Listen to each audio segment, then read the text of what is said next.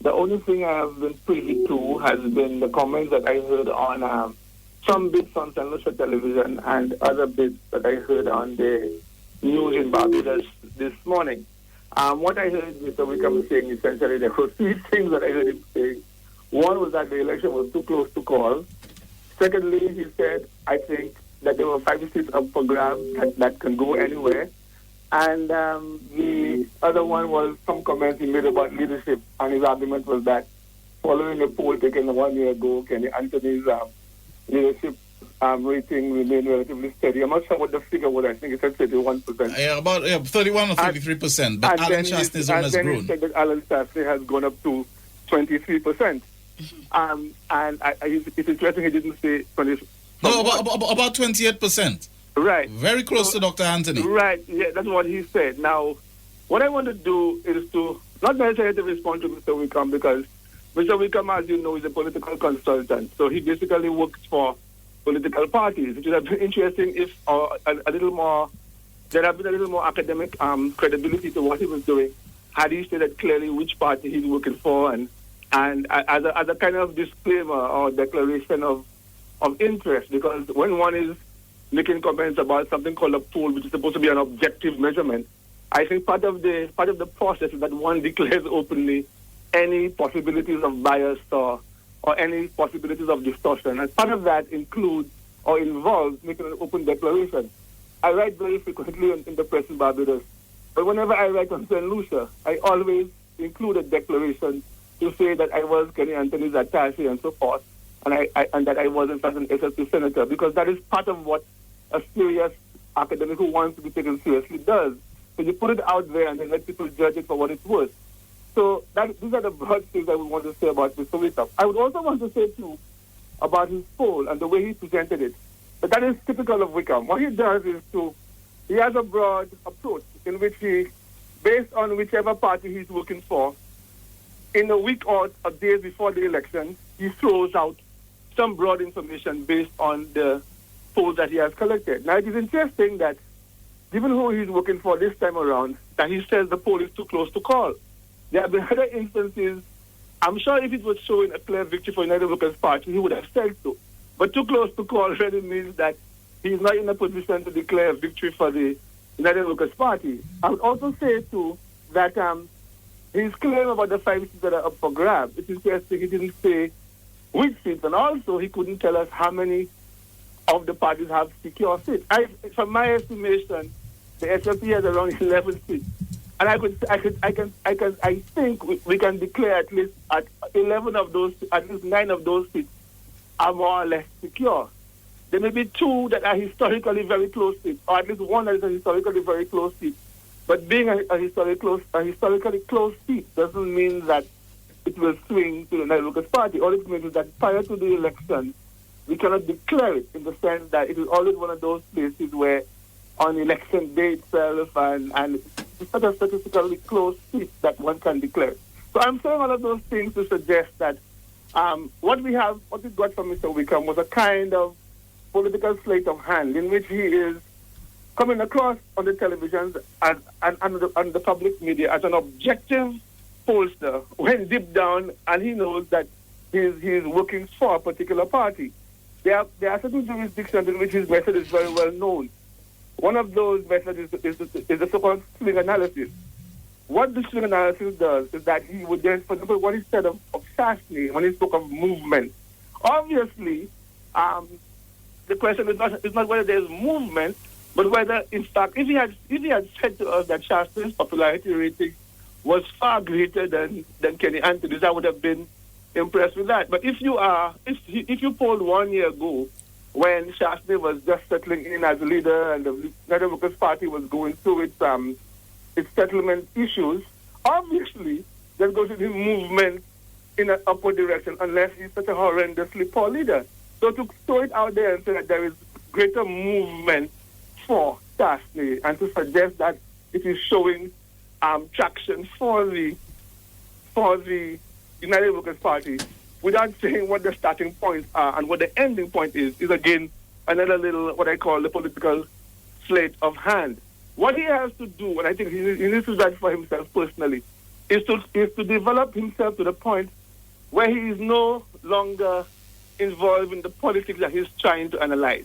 I think he'd make a far better pollster, he'd make a far better contribution to Caribbean public life if he were to learn to remove himself from the kinds of discussions that he's portraying or pretending that he's engaging in as an objective observer. We saw a clear case of that in Barbados, for example, where, and it's very easy for those of us who know him in a country like Barbados. A lot of what he says publicly depends on who he's supporting and where his preferences lie. So, for example, at one point, he was very much pro-DLP when David Thompson was alive. After David Thompson's death, when Fendel Stewart became the Prime Minister, he and Fendel Stewart were never seen eye to eye. And his public discourse became a very much anti-Fendel kind of conversation. Everything he had to say in Barbados was an anti-Fendel conversation. So much so that he was removed by Stewart from the post that he was holding in the Caribbean Broadcasting Corporation. And he has continued on that vein.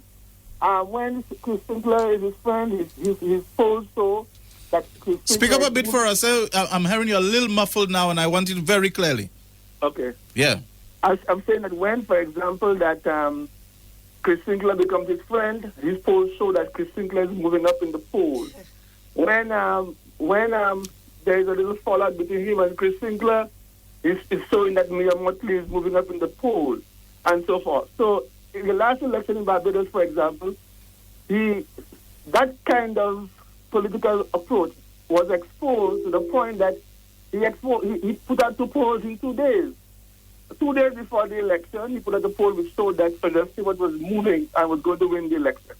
That at the time did not suit the people that he was looking for, and he issued a poll the following day showing that, no, it is showing that the DLP would win the election. Only, of course, as history has shown, that the DLP won the election. So a lot of what we are seeing in St. Lucia, for people who do not know, they might see somebody who they are assuming is giving them objective analysis about political developments in St. Lucia. But much of his reading has to be listened to in terms of what he is not saying rather than what he is saying.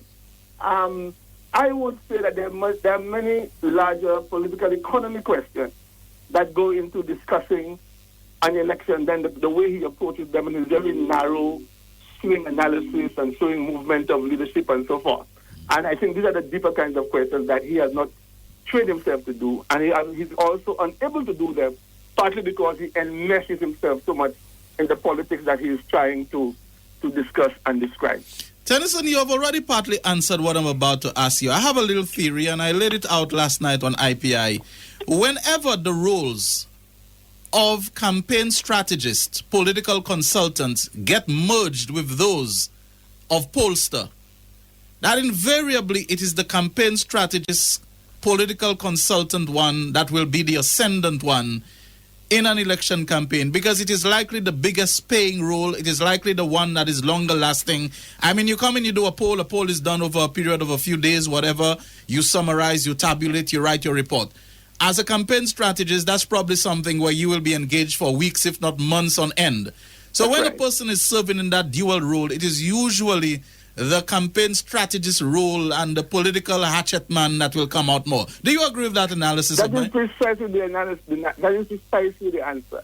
As a matter of fact, if the pollster role was a dominant role, the individual would remove himself entirely from the phenomenon that he is studying. If you are committed to the science and if you are committed to fact, you would look to remove every distortion. But what we have is a campaign strategist, a paid political operative. I think he has described himself as a political entrepreneur, which is a very curious bit of terminology to use. I mean, I can think of other terms to use to describe it. I can think of it as a political mercenary, and if you want to be unkind, I would think of it as political harlotry or political prosecution. But you're very, very right. The one who pays the piper calls the tune. So unless you can clarify for yourself exactly what you are, if you are a pollster, you will be removing any possibility of distorting the findings that you are discovering. But what you see in him is that in the very week of an election, he would try to insert information out there to give a particular outcome to what he wishes to see. And so that who is knows, maybe later this week another poll might come out showing a massive win for whoever I'm not sure I can predict that he would do something else like that. But what I would certainly say is that you are going to see some more comments this week. You're definitely going to see some more comments this week, as we saw in Barbados in the week leading to the election, where we saw two in 2 days. And there was a kind of desperation in the second one, by the way, when the result was showing something that ought not to have been seen, and it came out to do the opposite of what the one the day before had done. So these are not new things. What you also would find too,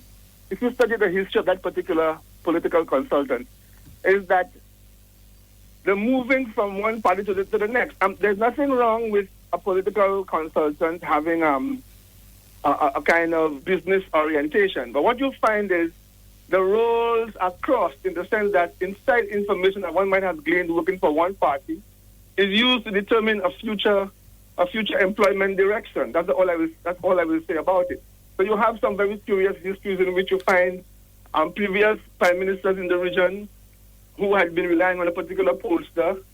Somewhere in the middle you hear something entirely different because of, I guess, what kind of responses are being gleaned. And he also has a very narrow, I would call a singular analysis, which I think has to do with people having passed their time. So we hear it in every country we go. We hear this one has been in office for 3 terms. He or she has passed his time, and therefore the kind of discussion you hear is about time for change, and that the leader has passed his sell-by date. And try to hear the same thing in every country that you go, because the same group of people doing the same work. Now, once you are familiar with them, there's nothing surprising there. So what you have found is that certain, based on information and based on how long a leader has been in office, there's a kind of singular viewpoint that emerges, devoid of any larger questions. So, for example, I would raise questions about who the other parties are, what are the policies. There are other philosophical questions that people bring to bear. But the pollster is very narrow in that he's actually, and when I say he, I'm speaking generically, he's a narrow empiricist, and therefore there is no deeper analysis beyond what I am seeing in front of my nose. And sometimes what you're seeing in front of your nose requires deeper discussion, and it allows you to make a kind of deeper kind of judgment. And that's the pollster generically has often failed to do.